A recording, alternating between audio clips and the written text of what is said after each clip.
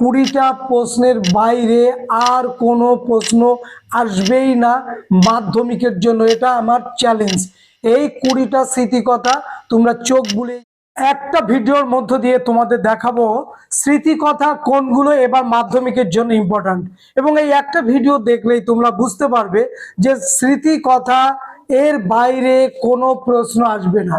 20টা প্রশ্ন অর্থাৎ স্মৃতিকথার ওপরে 20টা আমি রেখেছি, যাদের লেখা সেই লেখাগুলো খুব গুরুত্বপূর্ণ সহকারে এই ভিডিওটা দেখবে এবং শেষ পর্যন্ত দেখবে। তো স্মৃতিকথা বলার আগে আমরা জেনে নিই স্মৃতিকথা কাকে বলে। স্মৃতিকথা হচ্ছে লেখকের জীবনের সম্পূর্ণ ঘটনা নয়, লেখকের জীবনের স্মরণীয় যখন কিছু কিছু ঘটনা লিপিবদ্ধ করা হয় তখন তাকে স্মৃতি কথা বলে। আর আত্মজীবনী কাকে বলে? লেখক যখন জীবনের সম্পূর্ণ ঘটনা পুঙ্খানুপুঙ্খভাবে তার স্মৃতির পর থেকে বের করে এনে লিপিবদ্ধ করে তখন হয় সেটা আত্মজীবনী। অর্থাৎ জীবনের সমস্ত ঘটনাটাই এখানে বেশি প্রাধান্য পায়, কিন্তু আত্মজীবনীতে জীবনের সমস্ত ঘটনা প্রাধান্য পায় না, জীবনের স্মরণীয় ঘটনাগুলো এখানে প্রাধান্য পায়। তাহলে বোঝাতে পারলাম কোনটা আত্মজীবনী কোনটা স্মৃতিকথা। আবারও বলছি, আত্মজীবনী আর স্মৃতিকথার মধ্যে বিস্তর পার্থক্য। আত্মজীবনী, আত্ম মানে আমার, জীবনের সমস্ত কথা, অর্থাৎ লেখকের জীবনের সমস্ত কথাগুলি যখন যে বইতে লিপিবদ্ধ করা হয় তখন সেই বইটি হয় তার আত্মজীবনী। আর স্মৃতিকথা হচ্ছে স্মৃতি থেকে নিয়ে আসা, অর্থাৎ জীবনের বিশেষ বিশেষ ঘটনা যেগুলো আমার জীবনে দাগ কেটেছিল, যে ঘটনাগুলো আমার জীবনে প্রভাব ফেলেছে, যে ঘটনাগুলো আমার মনে আছে, স্মরণে আছে, জীবনে ভুলবো না, সেই ঘটনাগুলোকে আমরা বলছি স্মৃতিকথা। যেমন আমার জীবনের প্রথম মাধ্যমিক পরীক্ষার ঘটনা, আমার জীবনের উচ্চ মাধ্যমিক পাশ করার ঘটনা, আমার জীবনের প্রথম কলেজ লাইফের যাওয়ার ঘটনা, আমার জীবনের চাকরির প্রথম দিনের ঘটনা, আমার জীবনের প্রথম চাকরি যেখানে পোস্টিং হয়েছিল সেইখানকার ঘটনা, আমার জীবনে আত্মীয় স্বজনের কোনো বিশেষ ঘটনা, এইগুলো হচ্ছে স্মৃতিকথা। তো এই রকম স্মৃতিকথা আমরা দেখব আজকের এই ভিডিওতে। আর এই সঙ্গে বলে রাখি কিছু প্রশ্ন, কারণ সময় আমাদের সংক্ষেপ, তাই আমাদের এইগুলো একটু বলতে হচ্ছে। সংবাদপত্র এবং সাময়িক পত্রের পার্থক্য কি? আত্মজীবনী এবং স্মৃতিকথার যেমন পার্থক্যটা বলে দিলাম, এবং পার্থক্যটা বলে দেওয়ার সঙ্গে সঙ্গেই কিন্তু তোমাকে আত্মজীবনীর একটা উদাহরণ দেবে এবং স্মৃতিকথা যখন লিখবে তার একটা উদাহরণ দেবে, তাহলে পাক্কা 2 এ 2 পেয়ে যাবে। এবারে চলে আসি সংবাদপত্র এবং সাময়িক পত্র কাকে বলে। তো সংবাদপত্র হচ্ছে যেখানে প্রতিদিন সংবাদপত্র, যেটা দৈনিক সংবাদপত্র বলা হয়, যেখানে প্রতিদিন আমরা খবরগুলো পাই।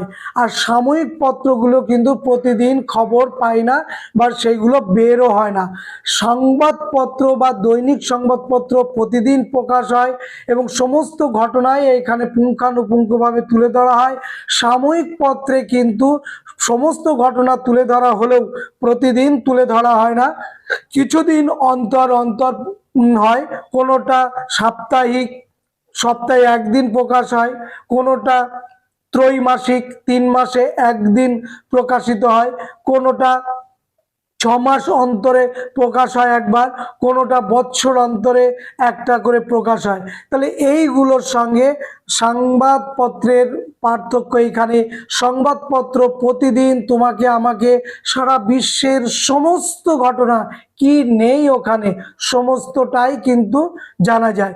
আর সাময়িক পত্র কিন্তু অনেক সময় কোন একটা বিশেষ বিষয়ের ওপরেও লেখা এখানে প্রকাশ হতে পারে, সেটা শুধুমাত্র খেলার বিষয় হতে পারে, শুধুমাত্র পড়াশোনার বিষয় হতে পারে, শুধুমাত্র চিকিৎসা বিজ্ঞানের হতে পারে, শুধুমাত্র উদ্ভিদ বা জীবজন্তুর ওপরে হতে পারে, শুধুমাত্র ভ্রমণের ওপরে হতে পারে, শুধুমাত্র বিজ্ঞানের ওপরে হতে পারে, এই রকম।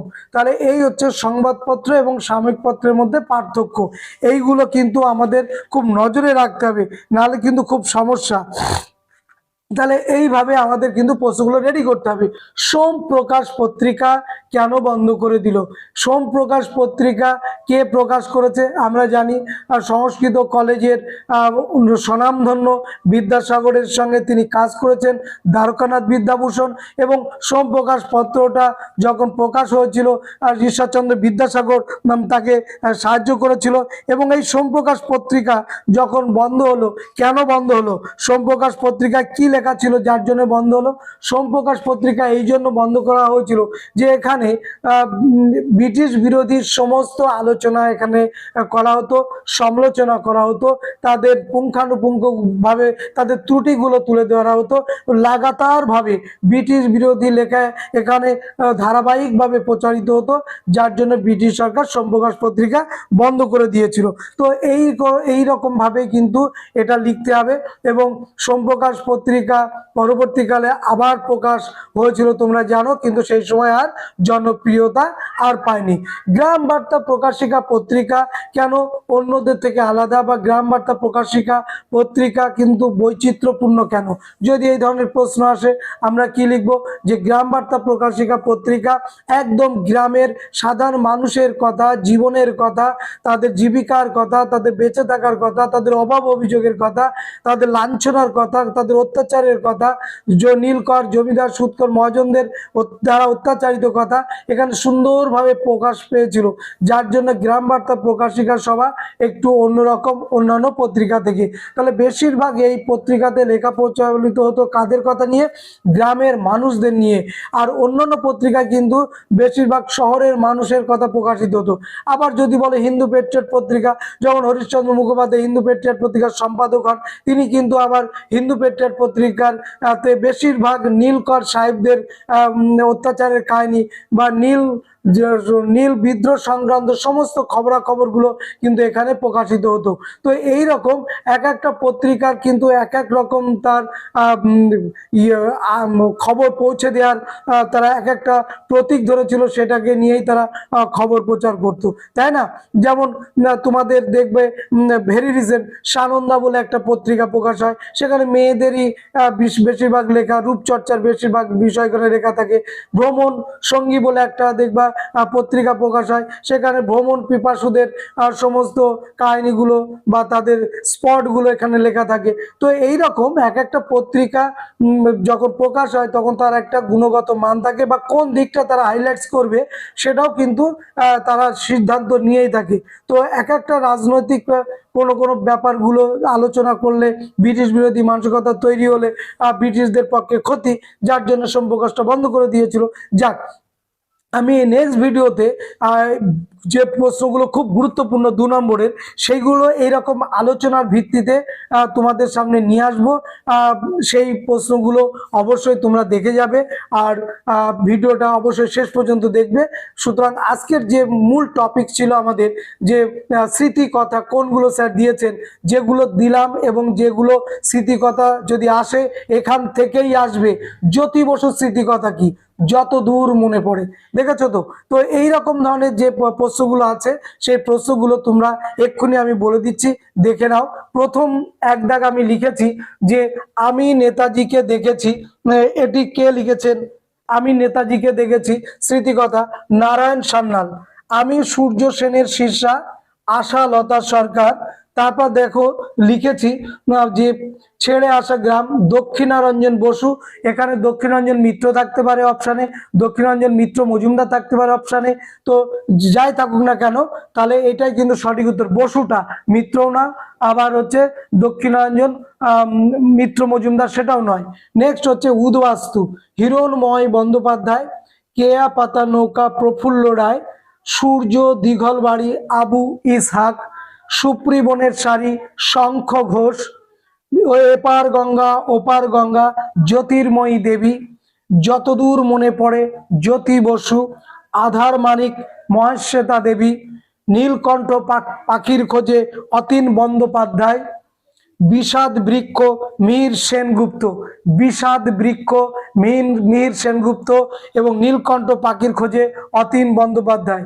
পরে দেখো 13 দাগ, আমার জীবন বুদ্ধদেব বসু, বুদ্ধদেব বসু আমার জীবন, বাবু বৃত্তান্ত সমর সেন, শৃঙ্খল ঝংকার বীণা দাস, 71 ডায়েরি সুফিয়া কামাল, জীবনের জলসাঘর মান্না দে।